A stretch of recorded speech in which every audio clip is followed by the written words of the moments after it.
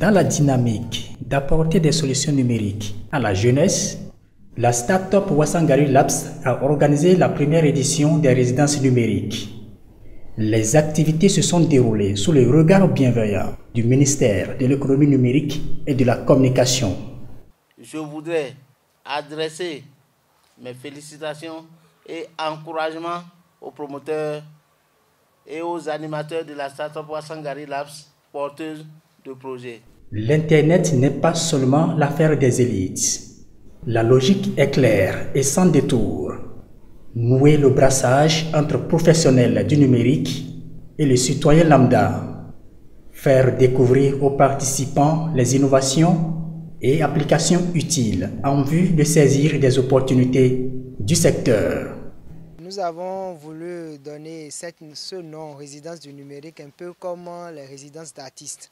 C'est en fait un événement qui rassemble de jeunes développeurs, de jeunes créateurs d'entreprises également et toute la population qui a la passion du numérique afin qu'ils se retrouvent pour proposer des solutions innovantes qui vont impacter davantage nos communautés.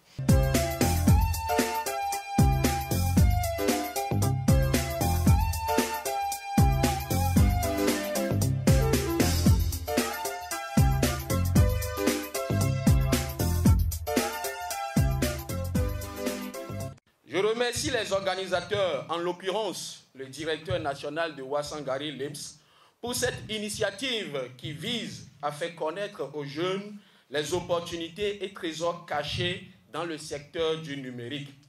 Aujourd'hui, le numérique constitue le socle de développement des secteurs socio-économiques de base, comme l'éducation, le tourisme, le commerce, la santé, l'agriculture, pour ne citer que ceux-là. Cette première édition des résidences numériques de Ouassangari Labs, organisée les 28 et 29 décembre 2018 à Parakou, rime avec l'inauguration officielle de son nouveau siège. Le siège de Ouassangari Labs est désormais à Gbira, dans le 3e arrondissement de Parakou, rue de l'ancien tribunal en face de l'EPP Entente. Sur place, une quinzaine de jeunes développeurs engagés et chevronnés s'affairent au quotidien pour exhiber aux populations du Septentrion et celles du Bénin en général leur potentiel créatif conformément aux nouvelles mutations du monde. C'est l'occasion également à travers ces résidences numériques où les gens viennent pour passer toute une journée autour des activités numériques, découvrir davantage les opportunités qu'offre le numérique. Il est donc indispensable pour un citoyen du 21e siècle de maîtriser et d'avoir une parfaite connaissance des métiers du numérique ainsi que les opportunités qui s'y retrouvent.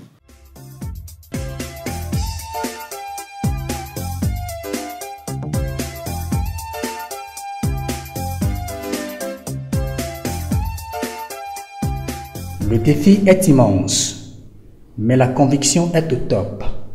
Conscient de cela, les professionnels des techniques de l'information et de la communication sonnent la mobilisation autour de la révolution numérique pour embarquer tout le monde. Ce que nous voulons, c'est que que tout le monde découvre en fait le numérique.